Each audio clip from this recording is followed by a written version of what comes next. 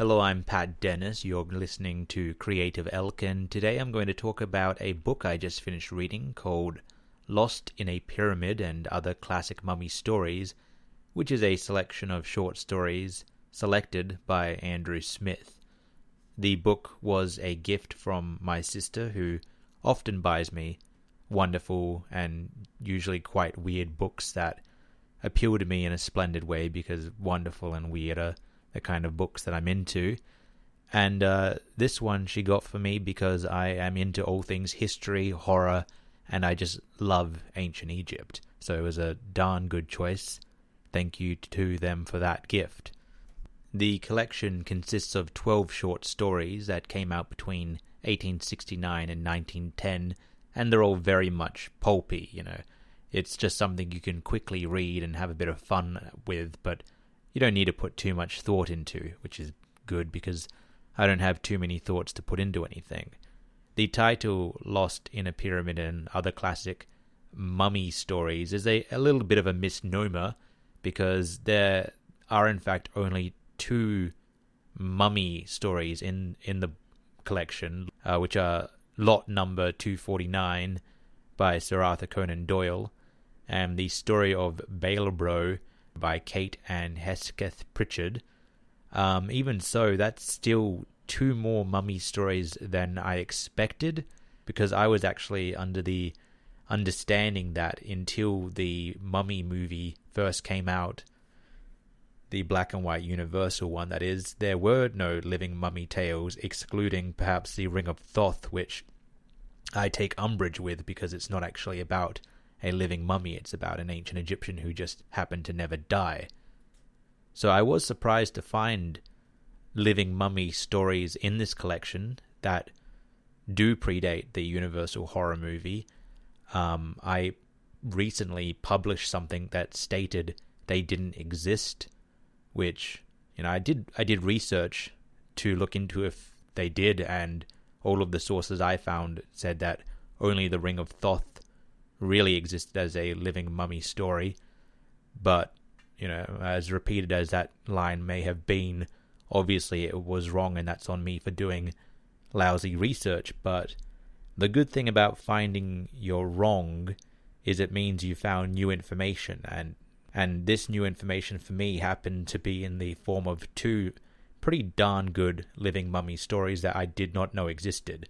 Lot number 249 is, Sir Arthur Conan Doyle of Sherlock Holmes fame, so it's very well written.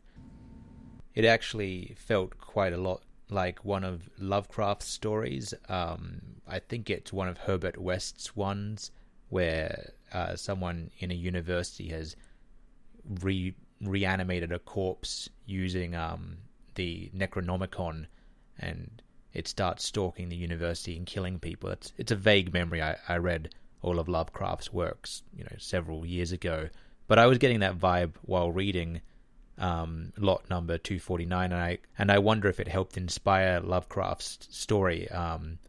But what I found even more interesting is the other mummy story in the collection, the story of Bailbro. It actually had a line in it that somewhat suggested that the idea of living mummies was cliche at the time that the story was published, because it's a bit of a murder mystery going on, and the detective is laying out what he thinks is going on, and the other character says, "Aha, so you suspect it's a living mummy," as if that's something that someone would actually expect, and the suggestion would not be totally unheard of. So if that's the case, and that's something that the audience of 1898 would not think was a totally weird thing to say, then I imagine there's actually, quite a few living mummy stories just hidden in pulp magazines from the late 1800s, early 1900s. And if that's the case, I very much want to read all of them, because, The Mummy is, in my opinion, one of the holy trinity of horror monsters. You've got Frankenstein, Dracula, and the living mummy. So it'd be cool to see just how vast a collection of mummy stories predate Universal's grasp on the character. But no, I found that rather fascinating, and they are good stories to stand on their own feet, even removed from the history. When you get to the other stories, They're a pretty big mixture, ranging from great to a little bit tedious and repetitive.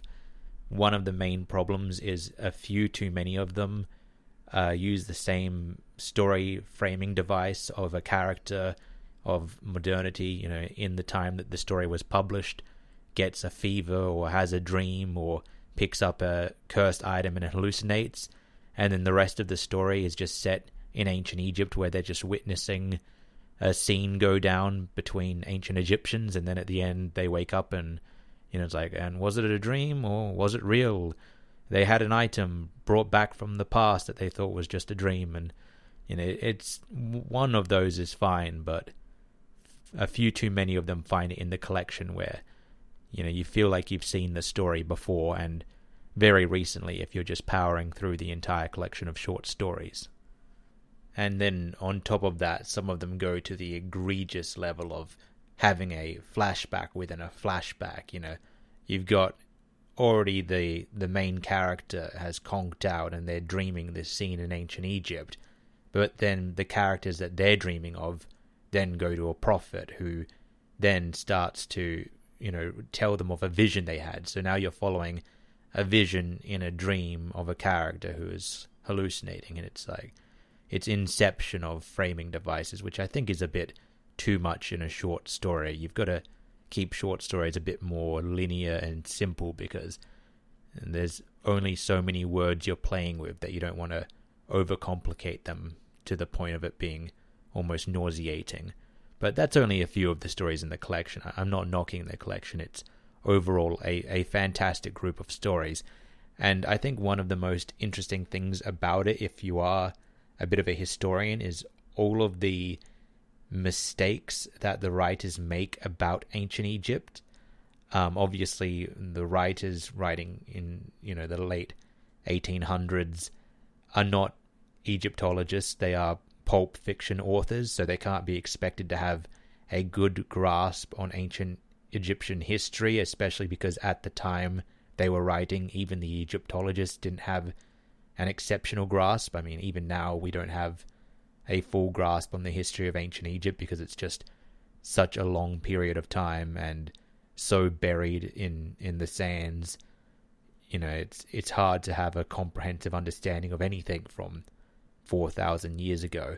But it is fun to see them say things, about priests and gods and culture that we now know in public knowledge is just completely wrong. And it's sort of an interesting insight because it's hard to find cultural mistakes from the past, and they're not really well documented, but by reading old stories you can see assumptions that were widespread that you now know are wrong.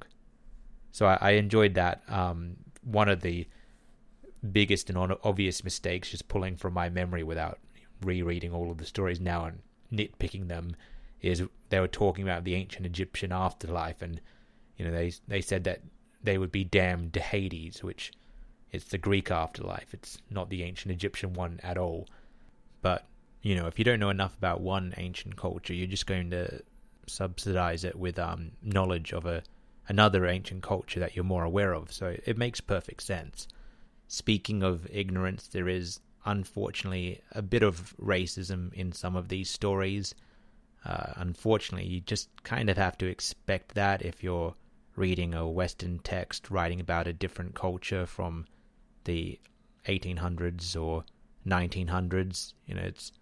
It's not acceptable, but it is the case. So just go into any of these old texts expecting that might be the case, because it more often than not will be. It's just how things are, unfortunately.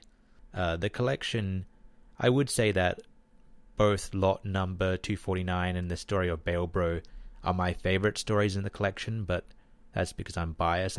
I love living mummy stories.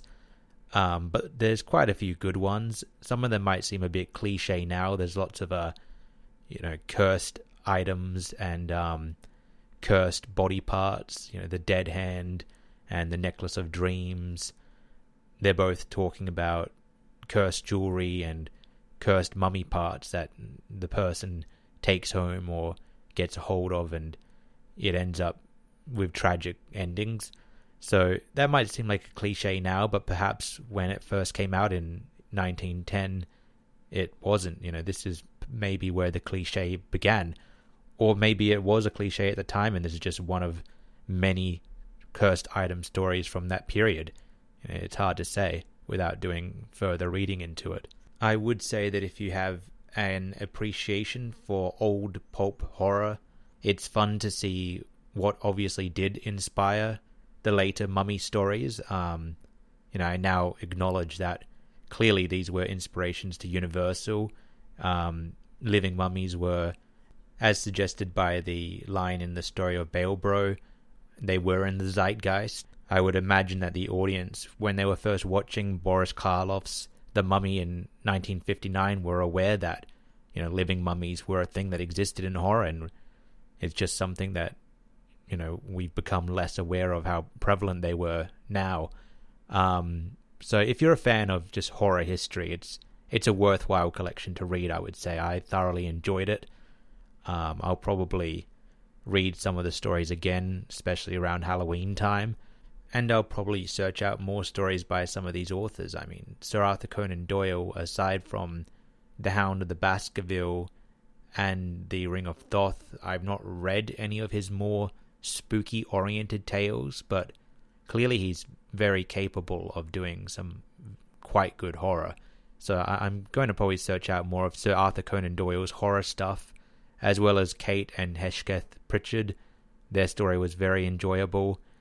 And some of the other ones as well, definitely showed a lot of promise in that area. So I'll be seeking out some of these authors and seeing what else they've got. So if you're looking for a quite good collection of short pulp horror stories set in ancient Egypt, Lost in a Pyramid and Other Classic Mummy Stories, selected by Andrew Smith, is definitely worth adding to your collection. And so concludes my ramble on this book. I hope you got something out of it. Thank you for tuning in to Creative Elk. I'm Pat Dennis, and tune in this time next week, and I'll be rambling on about something else. Maybe another book, maybe a movie, maybe at a different time, but there will be more audio recordings. Probably.